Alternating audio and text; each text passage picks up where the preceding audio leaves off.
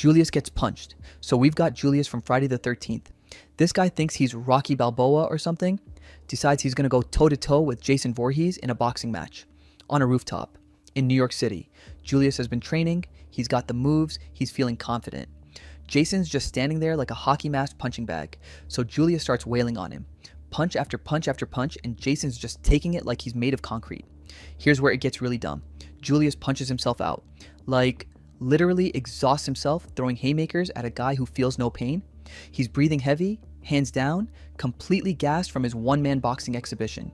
Jason waits, just stands there patiently while Julius catches his breath. Then, when Julius is done huffing and puffing, Jason throws one punch. Just one. And Julius's head goes flying off the rooftop like a baseball. One punch. After standing there and letting this guy tire himself out for 5 minutes. Julius basically knocked himself out and then asked Jason to finish the job. Talk about playing yourself. Evan's fire escape. Evan from Final Destination 2 takes stupid to a whole new level. This guy's in his apartment, cooking some pasta when he gets spooked by a phone call about death coming for him. Reasonable response? Leave the apartment calmly, maybe call for help. Evan's response? Panic like he's in a Three Stooges routine. First, he knocks over a pot of boiling water. Then he slips on the water. Then he tries to climb out the fire escape window while his apartment's turning into a death trap behind him. The whole place is going up in flames and Evan's struggling with a window like he's never operated one before. He finally gets the window open and starts climbing down the fire escape.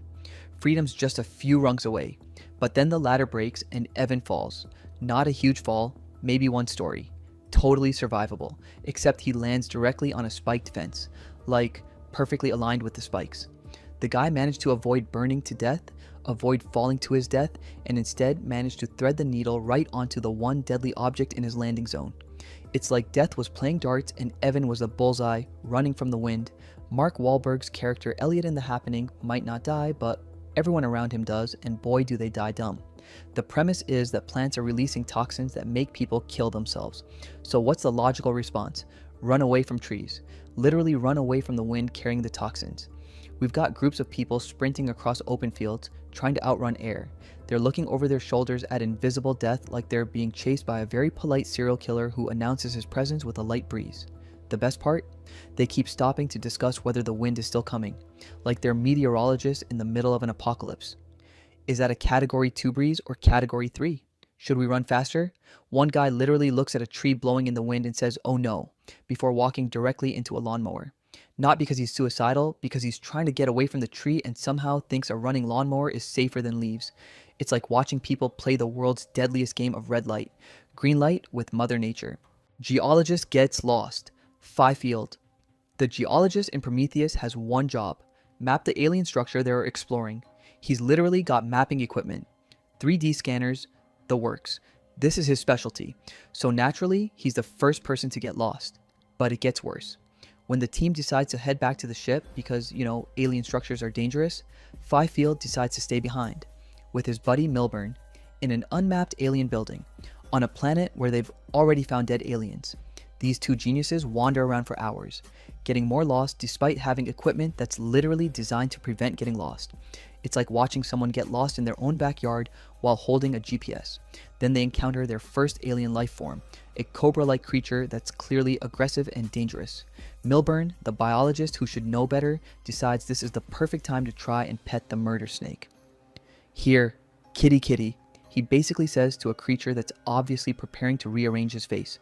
The thing is hissing, spreading what looks like a hood, doing everything short of holding a sign that says, "I will kill you."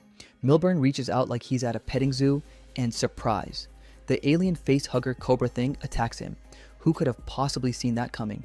Samuel L. Jackson's speech. Russell Franklin, played by Samuel L. Jackson, picks the absolute worst possible moment to give an inspirational speech in Deep Blue Sea. The facility is flooding, there are super intelligent sharks everywhere, and people are dying left and right. So naturally, this is when Russell decides it's time for a motivational pep talk. He gathers everyone together on a platform that's barely above water level. Genetically enhanced sharks are literally swimming beneath them, but Russell's got a speech to give about teamwork and survival.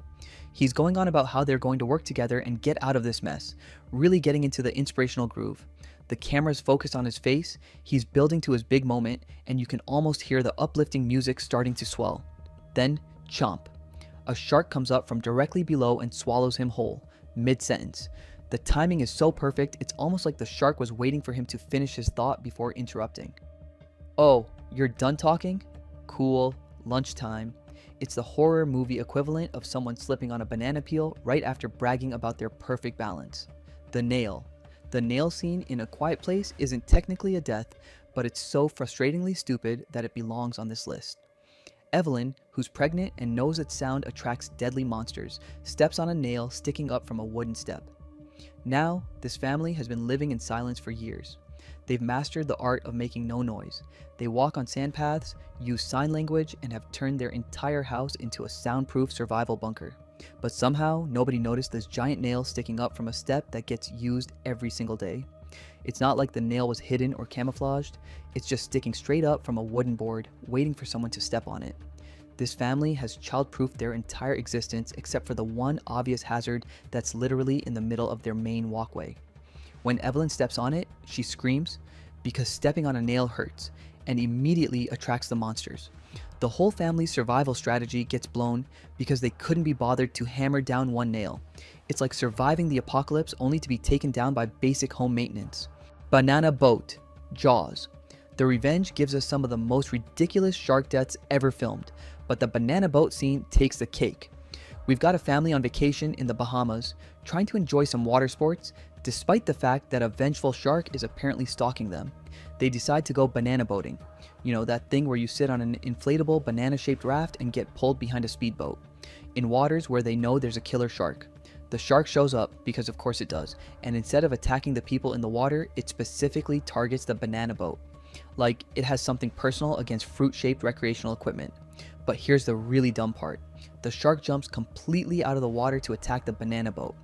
We're talking full Shamu-style breach, except it's a great white shark that apparently learned how to fly. The shark launches itself like a torpedo, grabs the banana boat in mid-air, and crashes back down into the water. It's like watching a nature documentary directed by someone who's never seen actual nature. The physics alone make this death completely ridiculous, but the fact that anyone thought, let's go banana boating in shark-infested waters was a good idea makes it extra special. Gas station attendant. The gas station attendant in urban legend wins the award for most preventable death in horror movie history. This guy sees a potential victim being stalked by a killer in the backseat of her car, and instead of just telling her directly, he decides to play charades. The killer is literally sitting in the back seat with an axe, and the attendant can see him clear as day.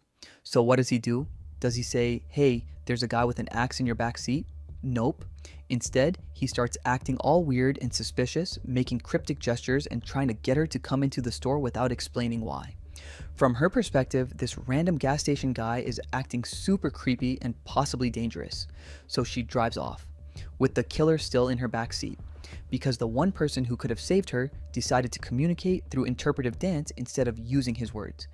The attendant gets killed later for trying to help, but honestly, he kind of deserved it for having the worst communication skills in horror movie history. Just say, axe murderer in your car, it's not that complicated. Phil's bathroom break. Phil from Scream 2 makes one of the classic horror movie mistakes, going to the bathroom alone during a slasher movie marathon. This guy is literally watching Stab, a movie about a serial killer, and decides this is the perfect time for a solo bathroom trip. He gets to the bathroom and finds it empty. Good sign, right? Wrong. This is when he should turn around and go back to his girlfriend. Instead, he goes into a stall. While he's in the stall, Ghostface shows up and starts playing peekaboo under the stall door. Phil sees the boots, realizes someone's there, but instead of immediately running or calling for help, he decides to investigate. He looks under the stall door to see who it is. Like he's expecting to find a maintenance worker or something, instead of a masked killer in a movie theater bathroom during a horror movie screening. Ghostface stabs him through the stall door, and Phil dies in what has to be the most undignified location possible. His girlfriend finds him later, and the whole theater thinks his screams are just part of the movie experience. Talk about dying with your pants down. Sleeping Bag Girl, The Sleeping Bag, Death in Friday the 13th. Part 7 is dumb on multiple levels. First, this girl decides to go camping at Crystal Lake, which at this point has a reputation as the murder capital of New Jersey. Second, when Jason shows up at their campsite, instead of running into the woods where she might have a chance to hide, she tries to escape while still inside her sleeping bag. She's hopping around like she's in a potato sack race, trying to get away from a guy with a machete while wrapped up like a burrito. It's like watching someone try to run a marathon in a straitjacket. Jason catches up to her, because of course he does. She's literally handicapping herself, picks her up, and slams her against a tree so hard that she explodes like a piñata. The whole thing could have been avoided if she'd just taken 3 seconds to get out of the sleeping bag before trying to run. But apparently, basic motor skills go out the window when Jason shows up. Tanning bed twins. Ashley and Ashlyn from Final Destination, 3 managed to die in the most 2006 way possible. Death by tanning bed. These 2 are so obsessed with their tans that they ignore multiple warning signs that something's wrong with the equipment. The beds start overheating. The temperature controls malfunction. The beds lock shut so they can't get out. Normal people would panic and try to escape. These 2 just think the beds are getting a little warm and decide to tough it out, because apparently getting the perfect tan is worth risking third-degree burns. They lie there making small talk while slowly being cooked alive, like they're at a spa instead of being turned into human jerky. By the time they realize something's seriously wrong, they're already past the point of no return. It's death by vanity taken to its logical extreme. They literally prioritized their appearance over their survival and paid the ultimate price for it. Don't forget to like, subscribe, and drop your ideas in the comments below.